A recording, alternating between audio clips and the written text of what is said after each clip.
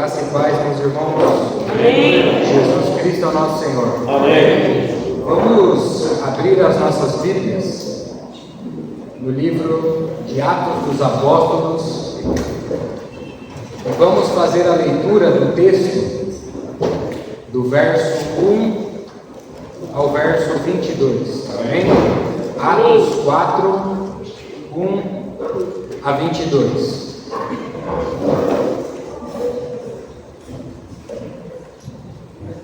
Falavam eles ainda ao povo, quando sobrevieram os sacerdotes, o capitão do templo, os saduceus, ressentidos por ensinarem eles o povo e anunciarem em Jesus a ressurreição dentre os mortos.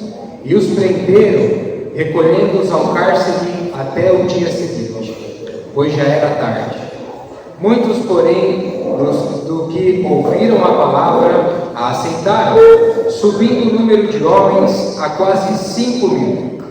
No dia seguinte, reuniram-se em Jerusalém as autoridades, os anciãos e os escribas, com o sumo sacerdote Anás, Caifás, João, Alexandre e todos que eram da linhagem do sumo sacerdote. E pondo-os perante eles, os arguiram: com que poder ou em nome em que fizeste isto?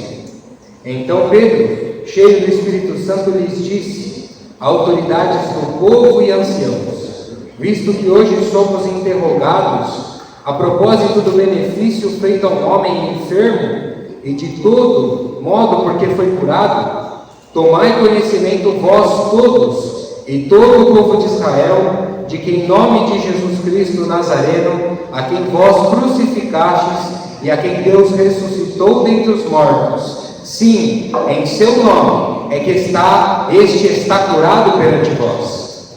Este Jesus é pedra rejeitada por vós, os construtores, a qual se tornou a pedra angular. E não há salvação em nenhum outro, porque abaixo do céu não existe nenhum outro nome dado entre os homens pelo qual importa que sejamos salvos.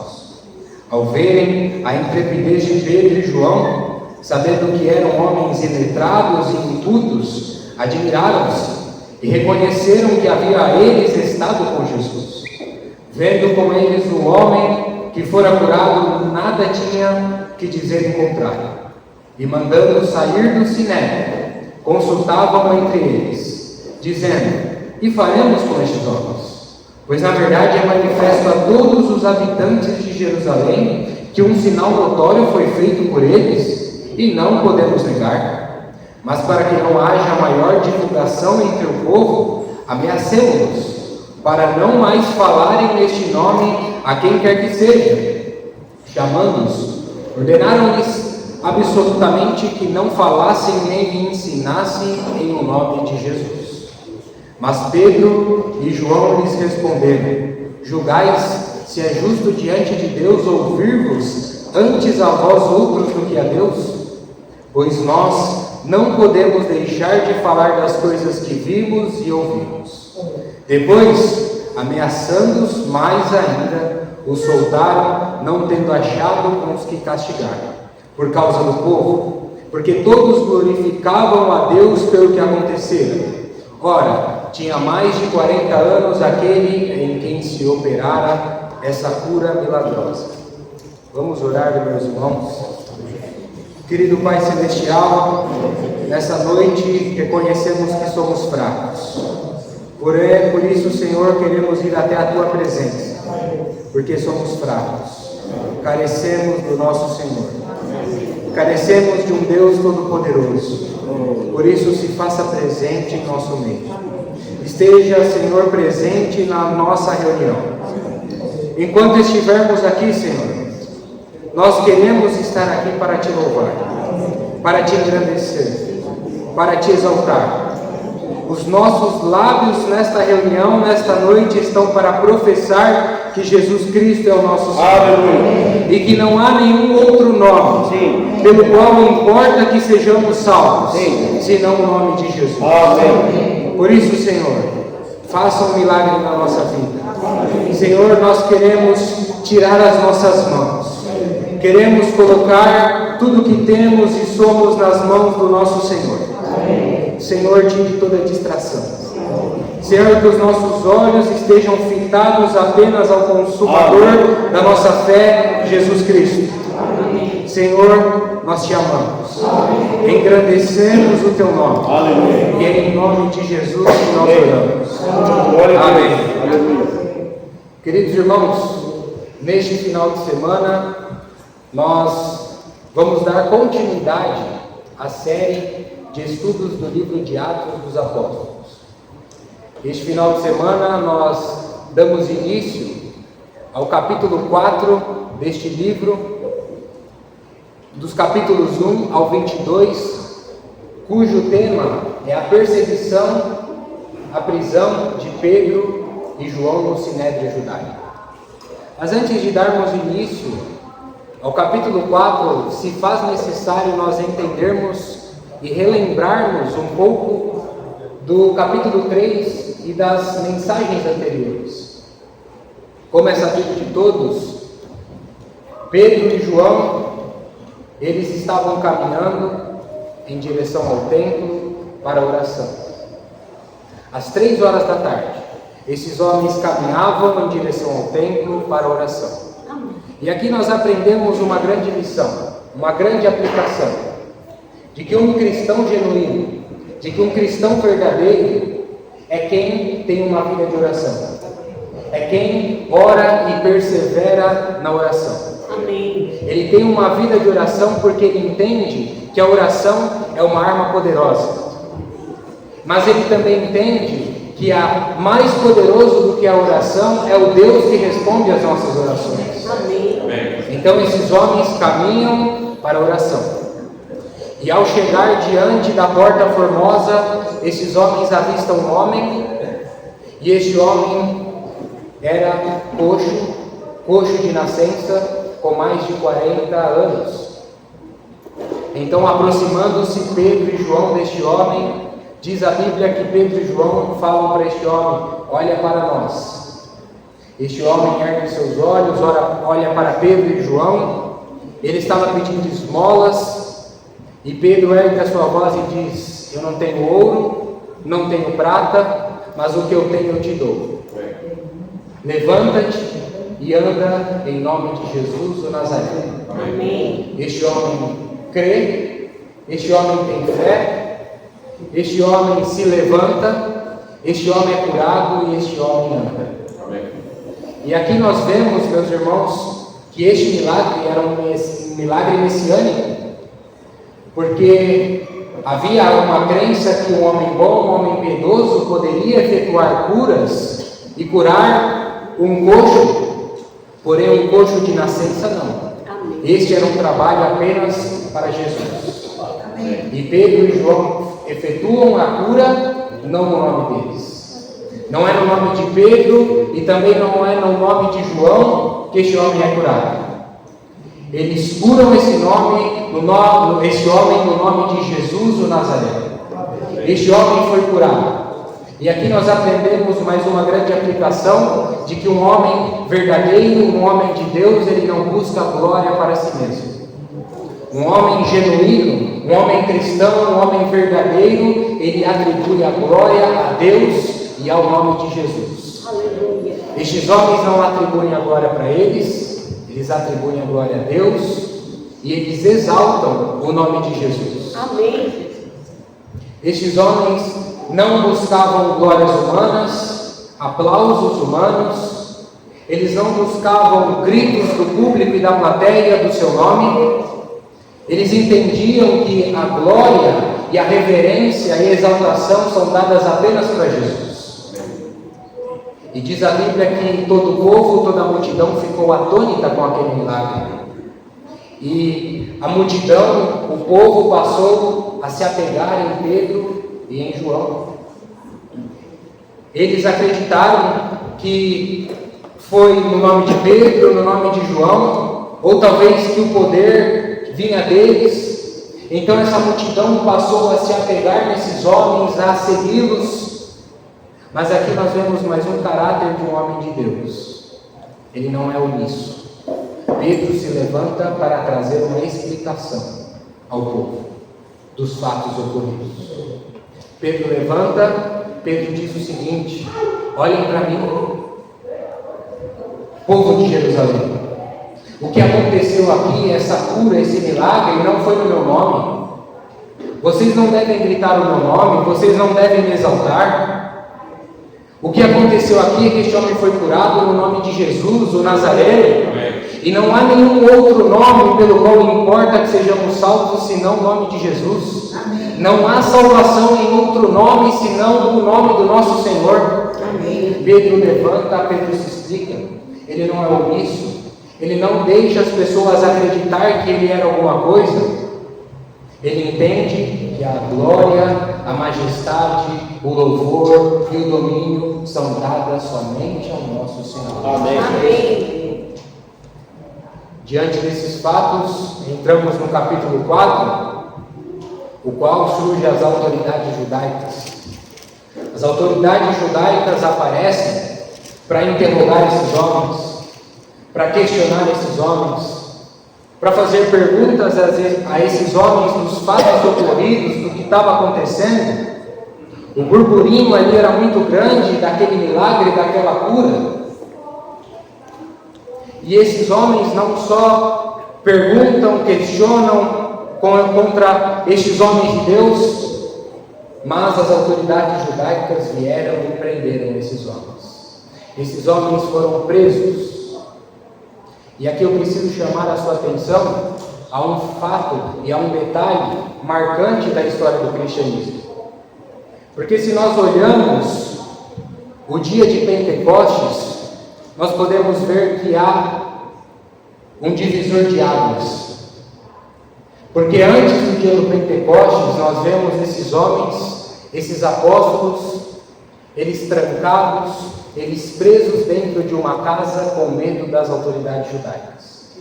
E isso nós vimos no Evangelho de João, estudando, quando esses homens estão presos numa casa com medos, com pavor das autoridades judaicas. O Senhor aparece no meio deles na casa, puxa a orelha deles, dizendo: honestos e tardos de coração, porque não creram na palavra dos profetas. Esse mesmo Jesus ali dentro daquela casa diz para esses homens: recebei o Espírito Santo, e esses homens recebem o Espírito Santo. Amém. E o Espírito Santo passa a ser presente na vida deles. Amém. Mas esses homens ainda continuam com medo das autoridades judaicas e estão presos dentro de uma casa. Mas o divisor de águas é que depois do dia do Pentecostes, do derramamento do Espírito Santo, da promessa de Deus, estes homens agora estão presos também, mas não por medo. Estes homens agora estão presos por falta de medo. Porque esses homens agora eles estão cheios do poder do Espírito Santo, eles estão revestidos de autoridade, e estes homens não têm medo, eles não se intimidam para falar e pregar do nosso Senhor. Então, as autoridades olham a intrepidez de Pedro e João para falar do Senhor, para pregar do Senhor, para falar da sua majestade, e eles querem silenciá-los, querem prender esses homens.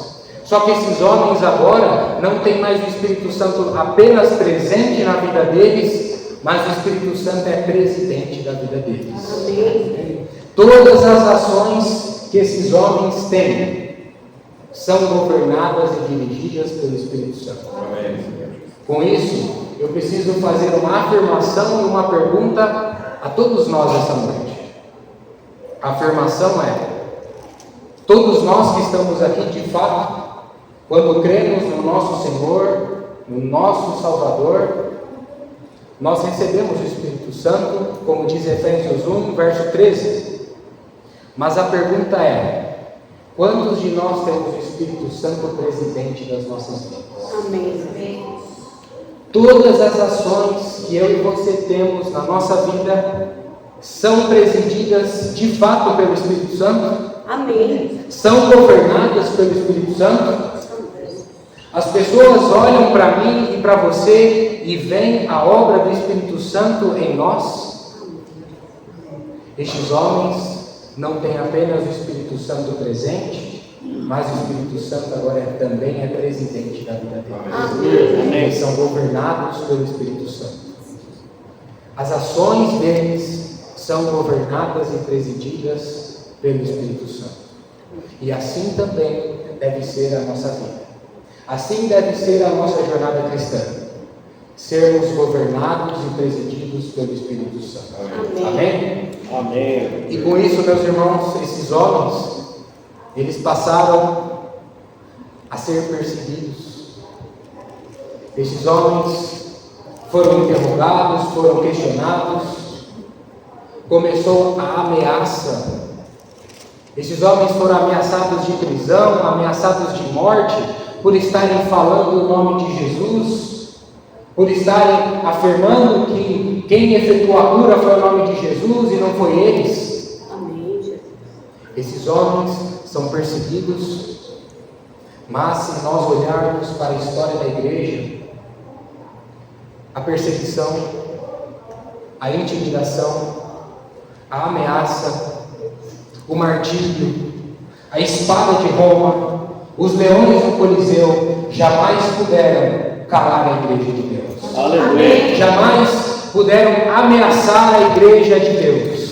A igreja jamais recuou perante as ameaças e as perseguições. Pelo contrário, quanto mais perseguia, mais a igreja crescia.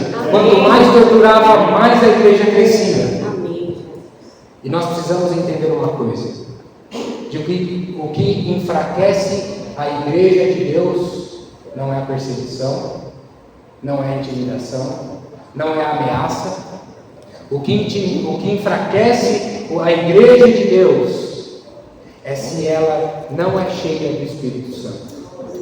Uma igreja que não é cheia do Espírito Santo é uma igreja fraca, é uma igreja morta e que está falada ao fracasso, porque ela tem data de validade.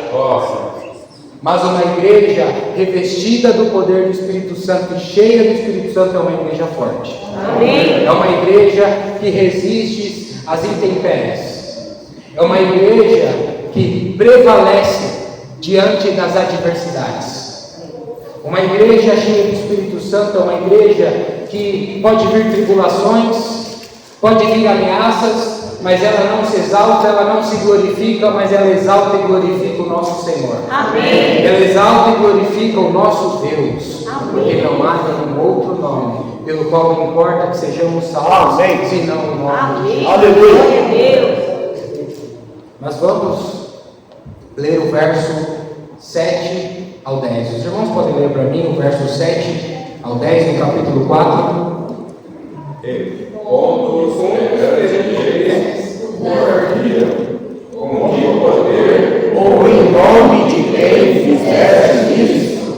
então eles, cheios do Espírito Santo, lhes disse: Autoridades do povo e anciãos, visto que hoje somos interrogados a propósito do benefício feito ao homem e do modo por que foi curado, tomai conhecimento em vós todos, em todo o povo de Israel, de que em nome de Jesus o Nazareno, a quem vós crucificaste, e a quem Deus ressuscitou dentre os mortos, sim, em seu nome, é que este está curado perante vós. Amém. A perseguição iniciou, a pressão aumentou nesses homens. Esses homens aqui estão encurralados pelas autoridades judaicas. E quem são as autoridades judaicas? Aqui diz: as autoridades judaicas surgem. Primeiro, o sumo sacerdote,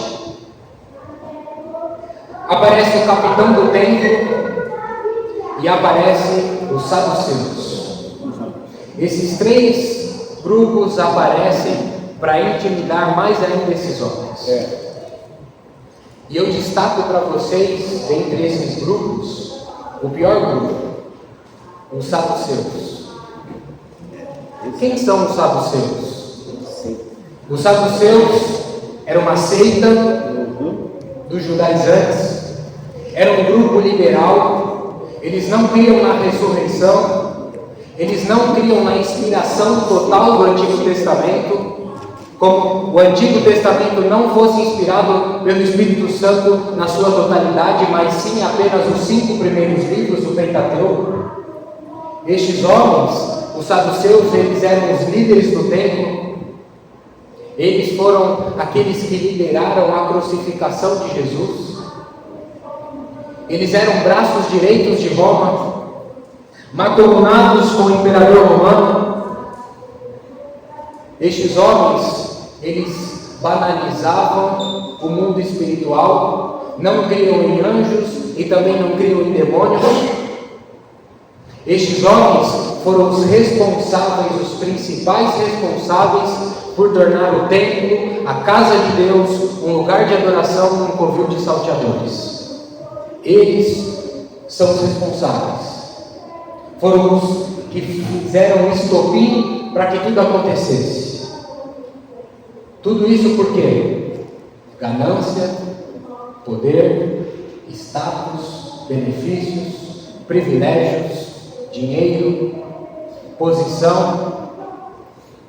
E o engraçado e triste, ao mesmo tempo, é que quando nós olhamos o cristianismo, e é claro que eu não estou aqui generalizando, porque há raras e honrosas exceções, nós podemos ver que o cristianismo está cheio de saduceus também. Está cheio de homens que estão mais interessados em status, posições, prestígios, glórias humanas, tapinha nas costas. Homens gananciosos que transformaram as igrejas num covil de salteadores também. Transformaram igrejas em empresas. Estão mais interessados em vendas do que em pessoas. Estão mais interessados em levar algo do que ganhar pessoas a Cristo.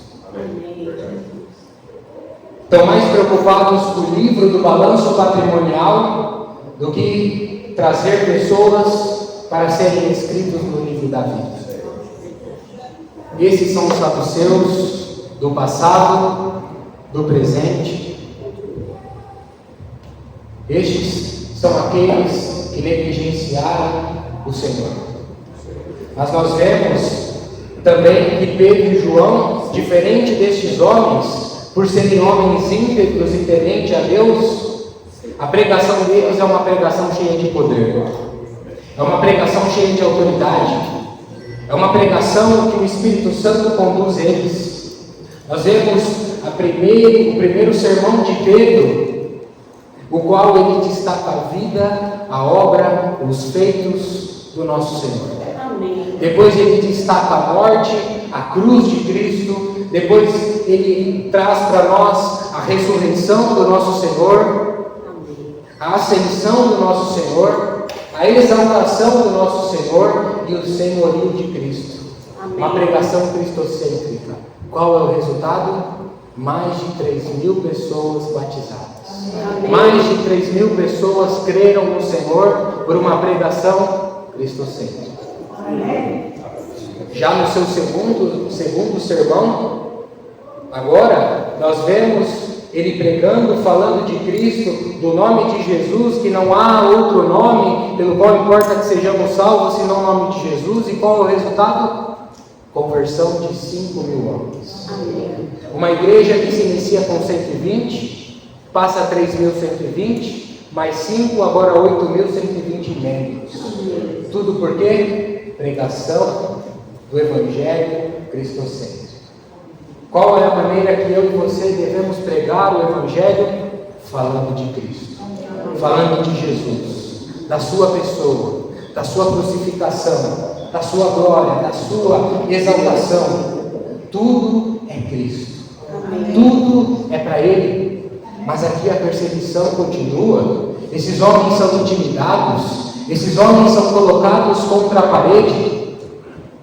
As autoridades judaicas estão atrás desses homens, e nós lemos aqui do verso 10 do verso 7, perdão, até o verso 10, que eles dão a esses apóstolos, a esses homens de Deus, talvez uma segunda chance de mudarem o seu discurso, de dizerem, não foi o nome de Jesus, não.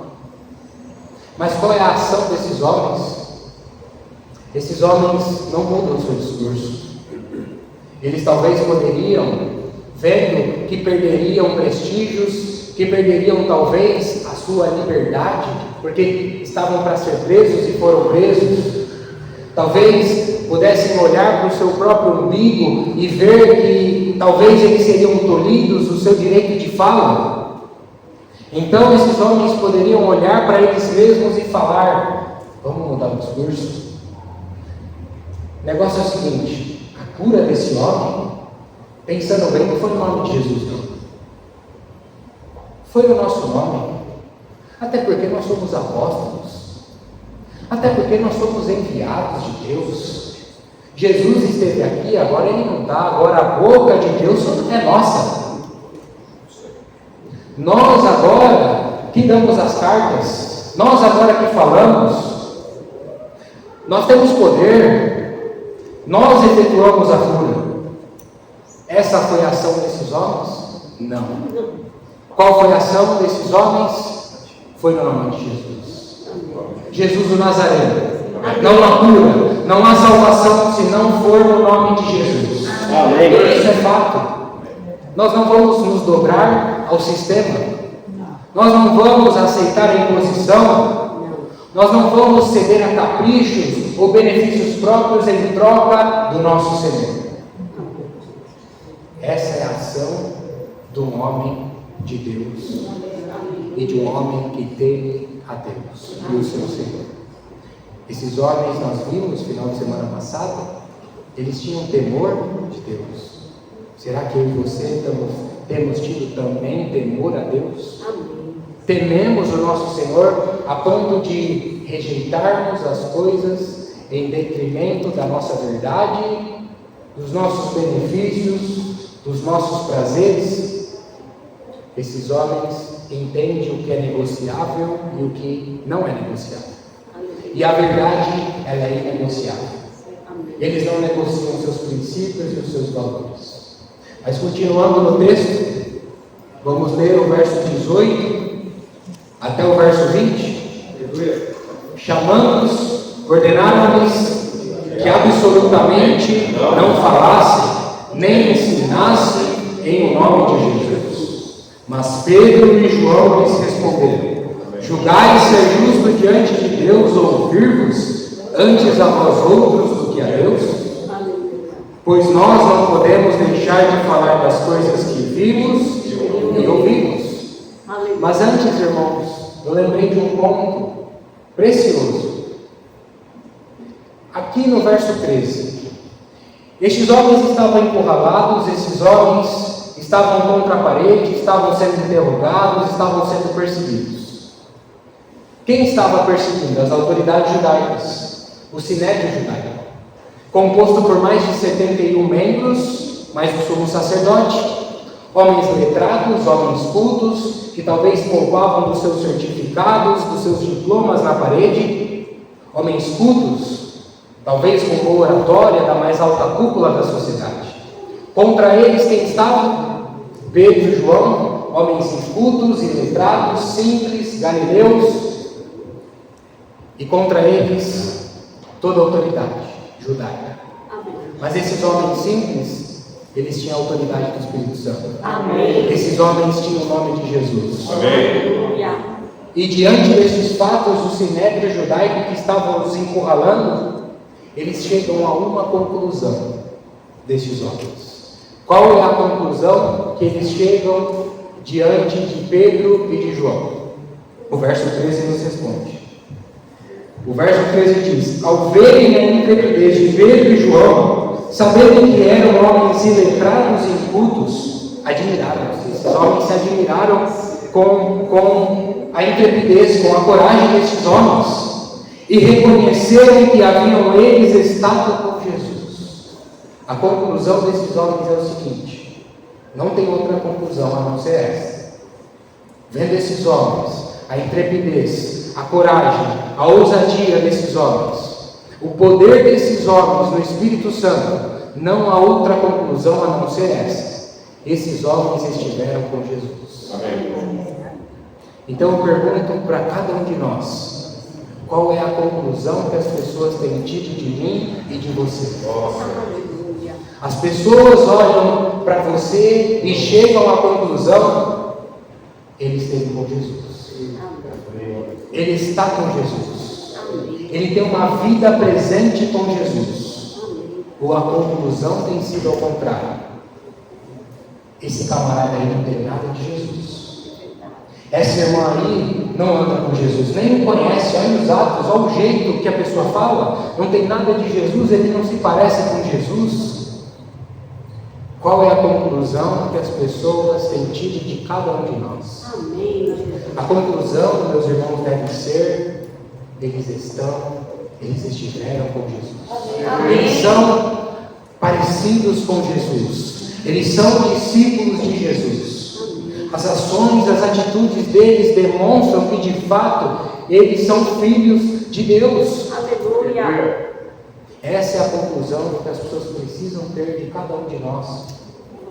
Mas o verso 18 e 20, como nós lemos, continuando, aqui diz: pois nós não podemos deixar de falar das coisas que vimos e ouvimos. Amém. Irmãos, estes homens, esses apóstolos, esses homens de Deus, eles não só ouviram, mas eles viram muitas coisas. Eles ouviram os ensinamentos de Jesus, eles viram os sinais, os milagres, os prodígios. Estes homens, eles viram, foram testemunha ocular da ressurreição de Jesus, da sua morte. Eles viram o túmulo vazio de Jesus. Alguns deles tiveram ainda o privilégio de ver a sua ascensão. Meus irmãos, tamanha era a glória que esses homens tinham visto e ouvido, que eles não podiam se calar perante estes fatos. Eles não podiam se calar. Mas eu pergunto para você novamente: o que você tem visto e o que você tem ouvido? O que você tem visto e o que você tem ouvido a respeito do Senhor? Amém. Se um dia você recebeu esse Evangelho, você teve experiências com o Senhor, com o nome do Senhor, é impossível eu e você nos calarmos perante tamanha glória do nosso Senhor. Nós não podemos nos calar. Não podemos deixar de falar daquilo que nós vimos e daquilo que nós ouvimos. Amém. A respeito do nosso Senhor. Amém. Mas as autoridades estão querendo calar, silenciá-los. Vocês não vão falar, vocês não vão pregar. Esse nome de Jesus aqui que vocês têm pregado, vocês não podem falar desse nome. Glória a Deus. Qual é a ação desses homens? Aleluia. Nós não vamos nos calar. Nós vamos falar. Nós vamos continuar falando. Amém. Mas aqui, meus irmãos, eu preciso falar algo para os irmãos de suma importância, para nós entendermos algo que é importantíssimo na nossa vida cristã. Amém. Cada um de nós, como cristãos, e os cristãos de fato, nós somos respeitadores das autoridades. Nós respeitamos as autoridades. Amém. A Bíblia nos diz em Romanos 13, o apóstolo Paulo, que toda autoridade foi dada por Deus. Amém. De fato, nós precisamos respeitar as autoridades. Deus, Ele colocou as autoridades na sociedade, o qual devemos respeitar. Deus colocou as autoridades na família, que são os pais, e nós devemos respeitá-los. Amém. Deus colocou também autoridade na igreja, que são os seus presbíteros, e também nós devemos respeitá-los. Amém. Mas há uma exceção à regra. Há uma exceção à regra. E qual é essa exceção? Glória a Deus. Toda autoridade levantada que quiser que eu e você vamos contra os princípios, os valores, a palavra de Deus, qualquer autoridade que se levante a sua voz para dizer que tem autoridade suprema contra a Bíblia, as Escrituras, a palavra do nosso Senhor, eu e você estamos desobrigados de obedecer. Amém. Nós não devemos obedecer qualquer autoridade que quer que eu e você vá contra os princípios e os valores cristãos que estão nas Sagradas Escrituras. Isso não sou eu que digo, isso é o versículo, isso é a Bíblia. Porque quando nós olhamos as autoridades judaicas, dizendo para eles, não falam, se calam, não preguem, não falem o nome de Jesus, esses homens vão contra, porque ferem princípios, ferem valores, ferem ordens expressas do nosso Senhor. Quando o Senhor esteve aqui antes da sua ascensão, Ele deu ordens expressas a esses homens. Ide, portanto, fazer discípulos de todas as nações, batizando-os em nome do Pai, do Filho e do Espírito Santo. Amém. Pregai o Evangelho de Jerusalém a Samaria até os confins da terra. Ordem expressa do Senhor. Fale do meu nome. Fale de mim. Pregue o Evangelho. Ordem das autoridades. Não falem. Fiquem quietos. Silenciem. Não falem do nome de Jesus. Qual é a resposta de Pedro? Julguem vocês mesmos. Aleluia.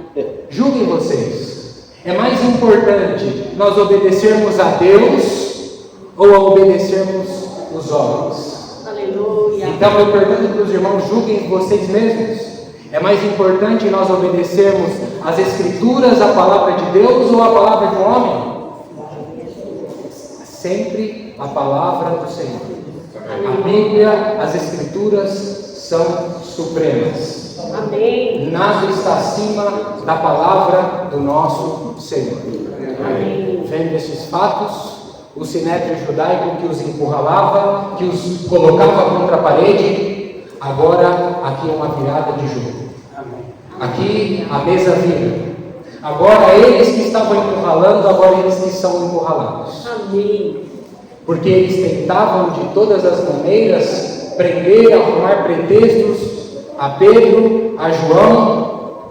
Eles até tinham pretextos humanos para prendê-los, a reputação deles estava em baixa, eles estavam talvez sendo zombados, porque a autoridade talvez não estava sendo exercida pelo povo, mas eles são encurralados porque eles não podem prender mais Pedro e João, e eles soltam Pedro e João. Amém. Mas soltam por quê? Porque eles não tinham apoio do povo. Eles não tinham apoio do público. O que o povo estava fazendo? O verso 20. Pois nós não podemos deixar de falar das coisas que vimos e ouvimos. Depois, ameaçando-os mais ainda, os soltaram, não tendo achado como os castigar por causa do povo. Porque todos glorificavam a Deus pelo que aconteceu. Amém. O povo que antes no início estava se apegando a João, se apegando a Pedro, atribuindo talvez ao nome deles, agora este povo se apega a Deus e glorifica o nome de Jesus. Amém. Este povo agora olha para Jesus e entende que foi no nome de Jesus que houve a cura, que foi no nome de Jesus que houve o milagre. Estes homens soltam esses homens. Aqui nós vemos a primeira, talvez, perseguição contra a igreja, contra esses homens de Deus. Mas o que nós aprendemos com tudo isso? Que eu e você precisamos ter coragem, intrepidez, revestimento do poder do Espírito Santo para falarmos e testemunharmos de Jesus. Aleluia. O que nós aprendemos? Que eu e você não podemos ter apenas o Espírito Santo presente, mas ele também precisa ser presidente das nossas vidas. Amém. Todas as ações precisam ser guiadas pelo Espírito Santo. O que nós aprendemos? Precisamos ser revestidos de poder para cumprirmos a vontade de Deus. O que nós aprendemos? Supremacia das Escrituras, a palavra de Deus jamais vai estar abaixo ou em pé de igualdade com qualquer boca humana, porque nós olhamos para Cristo e confiamos na palavra de Deus, porque Ele tem o controle de todas as coisas. Amém. Jesus Cristo é o nosso Senhor. Amém. Os irmãos podem compartilhar entre os irmãos. Amém? Amém.